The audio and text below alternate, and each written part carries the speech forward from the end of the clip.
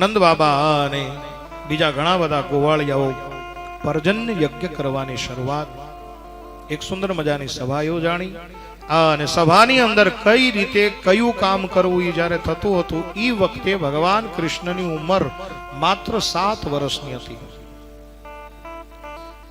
અને 7 વર્ષની ઉંમરે ભગવાન બાલકૃષ્ણએ આવી અને કીધું કે પિતાજી આ શું કરી રહ્યા છો? બોલે ઇન્દ્રની પૂજા માટેનો યજ્ઞ કરી રહ્યા છે. જો ભગવાનની આ રહસ્યમય લીલા છે, આ છેલ્લી લીલા છે. ગોવર્ધન લીલા શરૂ થઈ ગઈ છે. હમણાં જ આપણે ગોવર્ધન ધારી ભગવાન બનશે અને આખા ગોકુળને ઉજારશે. પણ તમે વિચાર કરો કે 5,500 વર્ષ પહેલા ભગવાન કૃષ્ણના વિચારો કેવા હતા. નંદ બાબાને કીધું કે આ શા માટેનો યજ્ઞ? બોલે ઇન્દ્રનો યજ્ઞ છે, પર્જન્ય યજ્ઞ છે. બોલે ઇન્દ્ર શું કરે? બોલે ઇન્દ્ર વરસાદ વરસાવે. ત્યારે એક ઘટસ્ફોટ કરતા ભગવાન કૃષ્ણએ કીધું તમે ઇન્દ્રને જોયો? અને નંદ બાબા સહિત સભાની અંદર જેટલા માણસો હતા બધા ચૂપ થઈ ગયા. ફરીવાર કીધું તમે ઇન્દ્રને જોયો? 7 વર્ષનો બાલક કૃષ્ણ પરમાત્મા બોલે તમે જોયા છે? ત્યારે કીધું કે નહીં જોયા નથી, પણ એવું કહે છે કે કૃપા વરસાવે ને વરસાદ વરસાવે તો ધન ધાનથી આ યુક્ત ધરતી છે એ આપણને ધાન્ય મળી જાય, આપણને પાણી મળી જાય. ત્યારે ભગવાન કૃષ્ણએ કીધું કે જેને જોયા નથી એના પૂજા શા માટે કરો છો? જેને તમે જોયો નથી એની પૂજા શા માટે?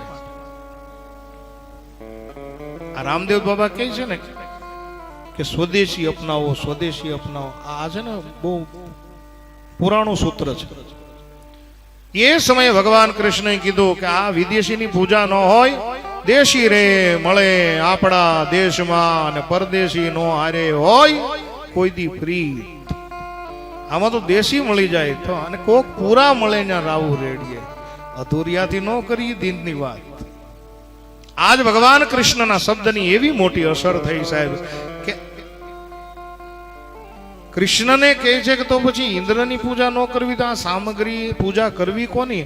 અને ભગવાને આંગળી ચીંધીને બતાવ્યું આની કરો. પણ એ આંગળી પ્રકૃતિ માટે હતી, પણ એ સમયે ભગવાનની આંગળી ગોવર્ધનની સામે હતી એટલે તમામ લોકો સમજી ન શક્યા. કીધું કે પ્રકૃતિની પૂજા નહીં પણ તો આ હું ગોવર્ધનની કરવી? બોલે આ એની કરો. ગોવર્ધન આપણને આપણા ગાયો માટે ઘાસ પૂરું પાડે છે. ગોવર્ધનની કંદરામાંથી પાણી આવે છે, આપણને જલ પૂરું પાડે છે. એના ઉપરના ફળ ફૂલ છે એ ખાય અને આપણે બધા જીવીએ છીએ. એ પણ ઈશ્વર છે. અને 7 વર્ષના બાલકૃષ્ણની અસર એવી થઈ સાહેબ કે ગોકુળના વ્રજના તમામ લોકોએ પૂજા બંધ રાખી. હા, અને જે સામગ્રી છે એ ગોવર્ધનની અંદર લગાડી. પહેલા તો આખા ગોવર્ધનજીને દૂધેથી ધોયા, કેમ કે દૂધ ની તાણ નહીં. આખા ગોવર્ધનને દૂધેથી ધોયા, વળી પાછા જમના જળથી ધોયા અને બધી સામગ્રી લઈ આવ્યા હતા. એ આખા ગોવર્ધનને આજ આમ ચારે ફરતા લઈ અને સામગ્રી ધરી છે. એવામાં નારદે જઈ અને ઇન્દ્રને કીધું કે દર વર્ષનો ભાગ તને આ વખતે મળ્યો ગોકુળનો? બોલે નહીં. બોલે જા જઈને જો. નારદ નું કામ જ આ દુનિયામાં ઘણા બધા આવા હોય. તરત જ ત્યાં ગયા અને જ્યાં ઇન્દ્ર ગગન મંડળ ઉપર આવીને જોવે તો પોતાનો યજ્ઞ બંધ રહ્યો.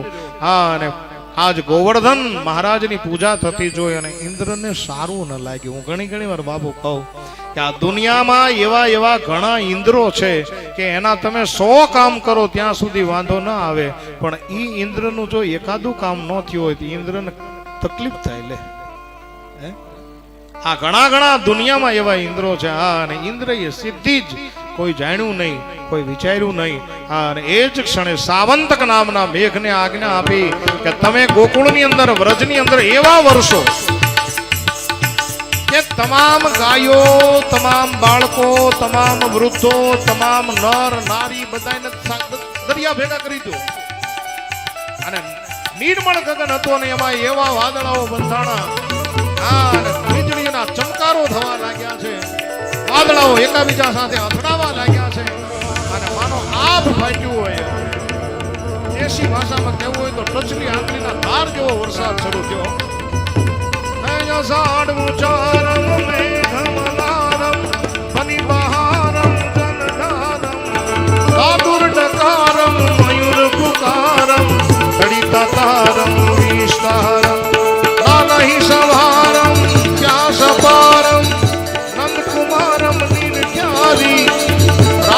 प्यारी मैं बलिहारी गोकुल जाऊं गिरधारी रे गोकुल जाऊं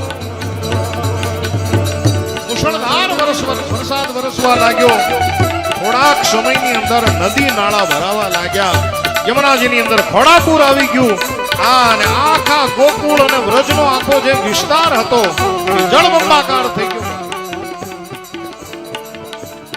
વ્રજના બુઢા જે ગોવાળિયા હતા એણે કીધું કે હવે શું કરશું હવે કોણ બચાવશે આ ઇન્દ્રનો પ્રકોપ થયો છે હવે આપણને કોણ બચાવશે ત્યારે ભગવાને કીધું કે આપણને આપણો ગોવર્ધન બચાવશે યુવાન ગોવાળિયાઓને કીધું કે લાકડી લઈને આને થોડો ખોતરવા માંડો બોલે કેમ બોલે આને મારે ઉપાડવો છે તમે વિચાર કરો સાહેબ આ લીલાનું રહસ્ય ઈ છે પાણી જે ક્ષેત્રમાં આવતું હોય અને ત્યાં પર્વત હોય તો એ પર્વતની માથે ચડી જવાય કે ડુંગરાને ઉપાડી લેવાય બોલો બોલો જવાબ દો જે વિસ્તારમાં પાણી આવતું હોય અને ત્યાં ડુંગરો હોય તો ડુંગરાની માથે ચડી જવાય બચવા માટે કે ઈ પર્વતને ઊંચો કરી લેવાય માથે ચડી જવાય ને પણ ભગવાન કૃષ્ણએ વિચાર કર્યો કે હવે મારે આ જગતને બતાવવું છે કે ભગવાન કોણ હોય અહમ બ્રહ્માસ્મિ તત્વમસીનું સૂત્ર આજ સાચું પડતું હોય એવું લાગ્યું સાહેબ થોડો ઘણો ખોતરી અને ડાબો હાથ જાય ને એટલી જગ્યા કરી અને જ્યાં ભગવાને પોતાના ડાબા હાથને ગોવર્ધનની નીચે નાખી અને સાહેબ આંખ ખાલી આમ જોઈને અને ઈશારો કર્યો અને સાહેબ ભગવાન કરતુમ અકર્તુમ અન્યથા કરતુમ સર્વત્ર ઈશ્વર ભગવાન છે એની સાક્ષી આજ ગોકુળે જોઈ વ્રજવાસીઓએ જોઈ અને જ્યાં સહેજ હાથને હલાવ્યો અને ગોવર્ધન આખો હલ્યો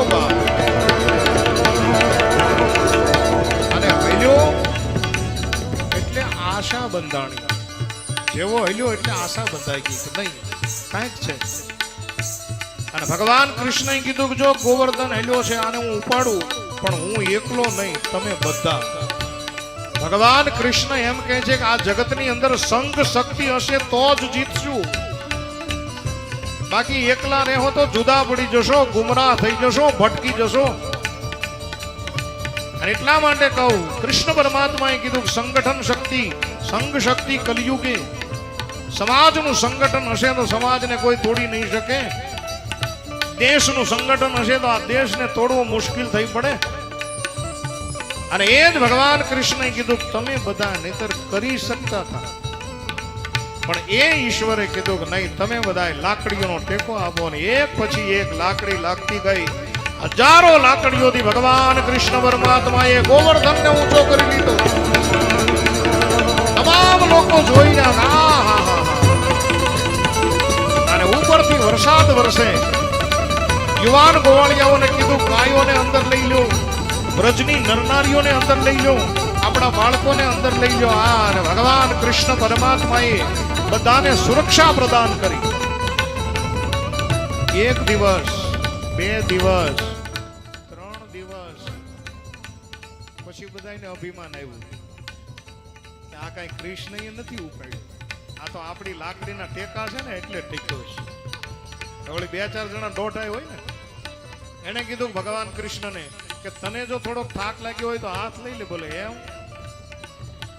અમે લાકડીઓનો ટેકા છે અમારે કે તું હાથ લઈ લે અને જ્યાં ભગવાને હાથ લીધો ને ગોવર્ધન વળી પાછા નીચે આવ્યા તમામથી રહેવાનું નહીં બધાએ કીધું કે એના કૃષ્ણ લેજે નગર હમણાં રોટલો થઈ જાઉં આને ભગવાન કૃષ્ણએ ડાબા હાથેથી આજ ગોવર્ધનને ફંગોળ્યા છે આકાશની અંદર ગોવર્ધન પર્વત ગયા ધીમે ધીમે ધીમે ધીમે ગોવર્ધનજી નીચે આવે છે અને ભગવાન કૃષ્ણએ દિવ્ય લીલા કરી જ્યાં હળવે હળવે ગોવર્ધનજી નીચે આવે ભગવાન કૃષ્ણએ ડાબા હાથના ટચલી આંગળીના નખના અગ્રભાગ ઉપર ગોવર્ધનને ધારણ કર્યો તમામ લોકોએ જય જયકાર કર્યો બોલીએ ગોવર્ધન ગિરિરાજ ધારણ કી જય હનુમાનજી મહારાજ કી, સિદ્ધેશ્વર મહાદેવ કી, આપણા સનાતન ધર્મ કી, નમઃ પાર્વતી પતે.